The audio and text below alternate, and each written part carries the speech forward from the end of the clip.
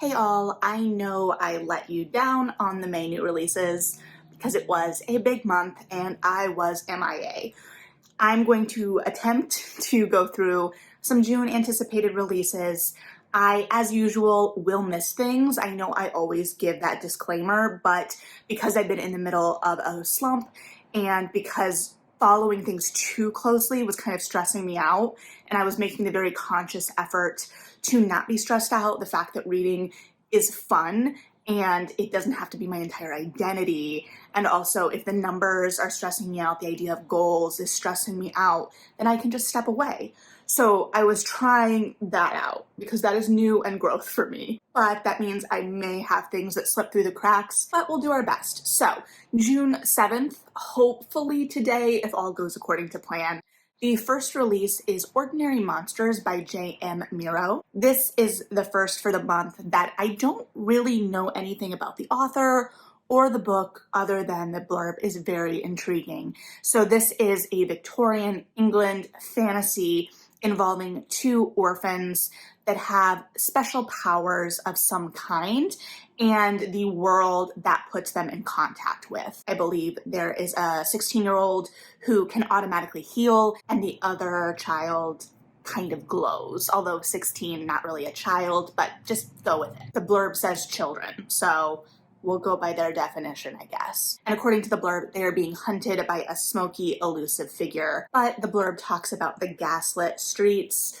so I'm very interested in, kind of what world this builds, what part of Victorian London we're really exploring. I'm anticipating the underbelly to a certain extent, and it almost feels like it will be kind of a Victorian X-Men of sorts. Again, comics aren't my area of expertise, so take that with a grain of salt as well. I mean, rule of thumb, take everything I say with a grain of salt, but what are you gonna do? So we'll see what that is. It does look like it's gonna be a chunker. I haven't seen it physically yet, but it says 672 pages, and I don't know what kind of typeface we're looking at on there. And then we're getting Wicked Beauty by Katie Robert, the third in the Dark Olympus series.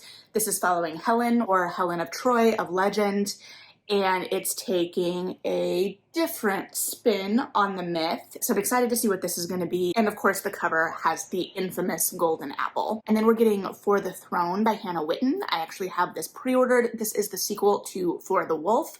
I believe it is a paperback original, as the first one was, and the first book was Red and the Wolf. If you haven't read it yet, it's really engaging. I talked about it in my candle video. It builds a really dangerous, dirty, lush fantasy forest, liminal space, and it kind of combines Beauty and the Beast and Little Red Riding Hood, because I mean, we've got Red and the Wolf.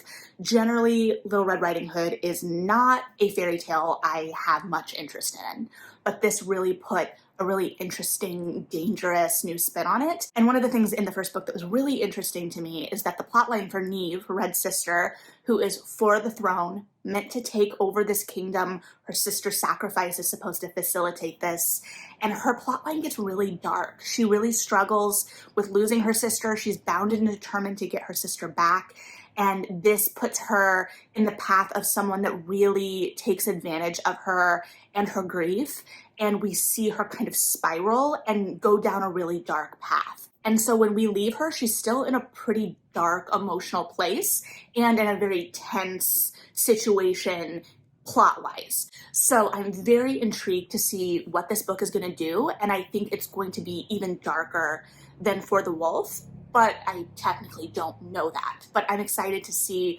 what it's going to be. I will say that at first I was kind of thrown off by that darkness because I wanted that happily ever after, but I think that there's going to be something really satisfying in getting into that darkness with this character, and whatever the resolution is, I think having gone through that will be intriguing. And I'm also very intrigued and compelled by the idea that this character, who is supposed to be kind of like the moral center in terms of like, she is the one that everyone is making sacrifices for. She is the state head. She is the regal one. She is supposed to be, the leader. And she is really making some bad decisions in some ways. And I think there's something really intriguing in having that character grapple with that, even as some of those dark sections In For the Wolf could be hard for me to read personally. And then we've got The Perfect Crimes of Marion Hayes, which is the next in Cat Sebastian's Queer Principles of Kit Webb series that started releasing last year in trade paperback. It is her first series in trade paperback in these illustrated covers, which I talked about. I do own Kit Webb and haven't read it yet. I need to get on that. I'm really intrigued by this kind of like criminal ring that seems to be at the heart of this series. We've seen Cat Sebastian do criminals of sorts before. I'm really excited to see how that has developed and evolved, because all romance authors, as you get a sense of their body of work, as they continue to publish, they evolve and change sometimes, but also they tend to find paths that they like to travel down. And sometimes in terms of like, say, Sarah McLean, she's gotten much darker in some of these worlds, and not in an irredeemable way, but in a way that it's tangible, that she is more interested in this kind of underbelly in the worlds that she's creating right now than the ballrooms. And that's not even me, doing some great analysis. She has said it on her podcast, so I don't get any points for that. But I'm excited to see what Cat Sebastian does here. I need to get Kit read. I have it. Hopefully in June for Pride Month, I will get that done. I'm still, easing back into things. I'm still reading a lot slower than normal, sadly. So fingers crossed. And then June 14th, the only book I have on my radar is actually a poetry collection. It is The Wet Hex by Sun Yung Shin. I don't know any prior work by this poet. I don't really have a strong grasp of poetry, as I've said before, in the sense that I don't really analyze it, but the way the blurb describes the poems in here, it kind of indicated to me that there might be something a little weird, a little odd, engaging with bigger imagery, similar to what I'm drawn to in short stories. So we'll see, but it looks like a really engaging, interesting collection that is very emotionally close to the poet. So I'm sure it'll be stellar. And then June 21st, Not Good for Maidens. I don't really know anything about this book. I believe it's young adult, but it looks like it's set in the goblin market. So we're going to have fae. There's 3 days, we've got that kind of typical time limit. I'm intrigued. Actually, I believe it's a retelling of Christina Rossetti's The Goblin Market, which I have not read in full. So I don't know if I will do that before reading this, but we also know that there are always tricks aplenty when the fae are involved. It also comps to Holly Black's The Darkest Part of the Forest, which I found interesting since that's an older title for her at this point, but overall very excited to see what this actually is. Okay, and then La Nova by Otessa Moshfegh. This is, I believe, her first historical fiction, at least the first historical fiction I will read from her. Her most popular work is My Year of Rest and Relaxation, but she's also really well known for Eileen, and my personal favorite, her short story collection, Homesick for Another World, because she's one of those authors that's really good at disturbing and unsettling. And when I talk about authors that kind of push it over the edge for me sometimes, I will admit that sometimes she does, but I always recognize the skill in her work. And so I think that one of the reasons her short stories resonate with me so much is because, one, they are a little weird and dangerous just based on her voice as an author, and because the short form allows that kind of darkness to develop without us having to sit in it for any extended period of time for any one narrative. And so it gives it a real punch, and then we're out. So I believe, based on the blurb, that this one takes place in the Middle Ages. It involves a shepherd boy who may or may not have powers, a community that needs to believe, and the priest and the lord the priest works for, according to the blurb, are going to use this boy in some way. Then it talks about occult forces and the natural world and the spirit realm. So I am very excited to see if this is actually engaging with a little bit of supernatural in a world in which spirituality is very open and the supernatural feels very feasible, and yet it is very rooted in reality, or if we're pushing the envelope and seeing a little bit more odd, a little bit more actual realization of the supernatural, testing our faith in that way a little bit. Either way, I think it's going to be really stellar, but based on the way the blurb is written, I think there are a couple of ways, if not more, this could go, and I'm very intrigued to figure out what it's going to be doing, which, is the point of a blurb, so good job on the blurb. This one sounds so intriguing. I'm very, very excited to see what this is going to be, and I definitely think that you know, should it be executed well, which I have every expectation it will be because her execution is always very intentional, that this will probably end up on some lists come end of year. And then Juniper and Thorn by Ava Reed. I still have not read The Wolf and the Woodsman. I own it. It has been sitting in my get to this soon pile because it does look right up my alley, hence why I bought it, and I really want to get to it. I believe this one is set in the same world according to the blurb, so I will obviously read that first, and is a retelling of the Juniper Tree, which is a fairy tale I have never read. So I'm assuming that it will follow enough of the similar kind of tropes of a fairy tale. Oftentimes, fairy tale retellings, I don't have to know the exact story to appreciate the retelling, but it's always an option to go back and read the story, of course. So maybe I'll do that. But it does seem to be set, according to the blurb, in a world that is kind of in a transition from magic to industry. So I don't know if it'll have an Industrial Revolution type feel.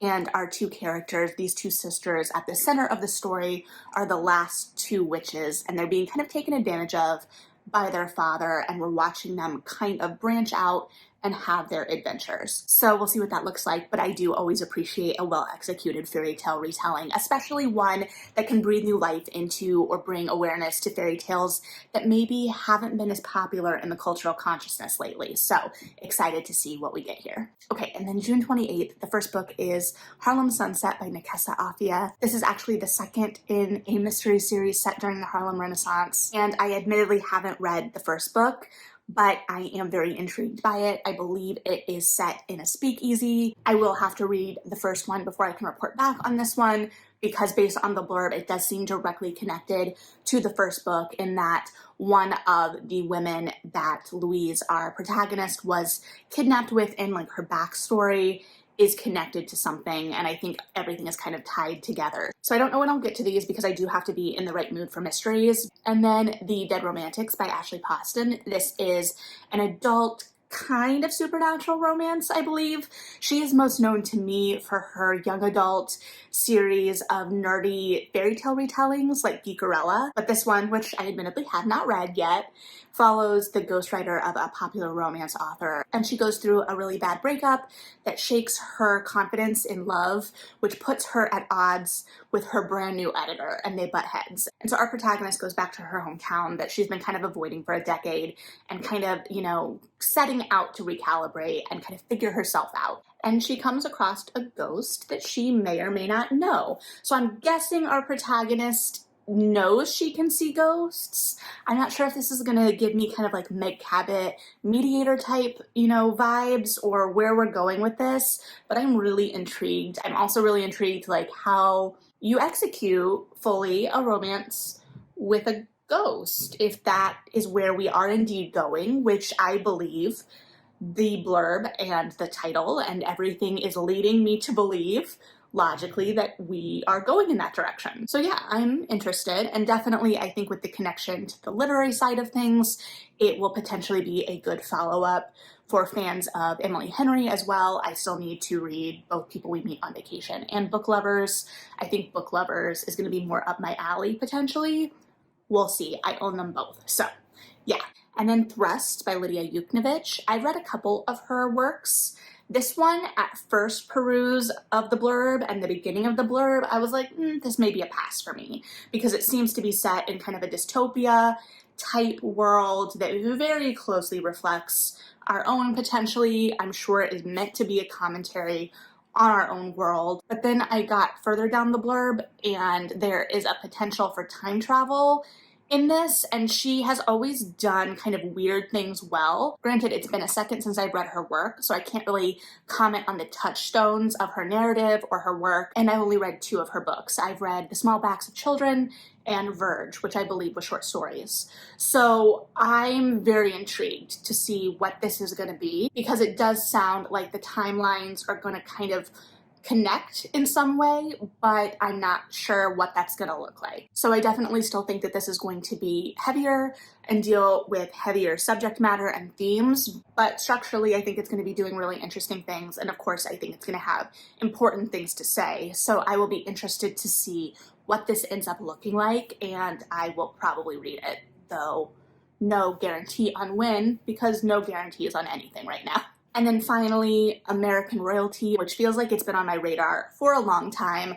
I have not gotten my hand on an ARC, so I have not read it, but this is a royal romance. And of course the blurb compares it to the real life romance of Harry and Meghan. But as much as I struggle with how much I love royal romances, because monarchies, you know, in actuality, I don't know, but I do love a good royal romance. And this is also a celebrity romance because our heroine is a famous rapper. And I can't think of like too many off the top of my head, not that I could probably name too many off the top of my head of anything, where the heroine is the celebrity in a celebrity romance. Maybe if they're both celebrities, which I guess we could argue in this one they are, but I'm excited to see that. So this feels like it's going to be separate enough from reality to not feel weird, but we'll see. I hope it is, because I have been craving a good royal romance and I've been really excited about this one. But yeah, that's what I've got my eye on for June. Again, probably an abbreviated list. What on this list are you excited about? What have I not talked about that you're excited about?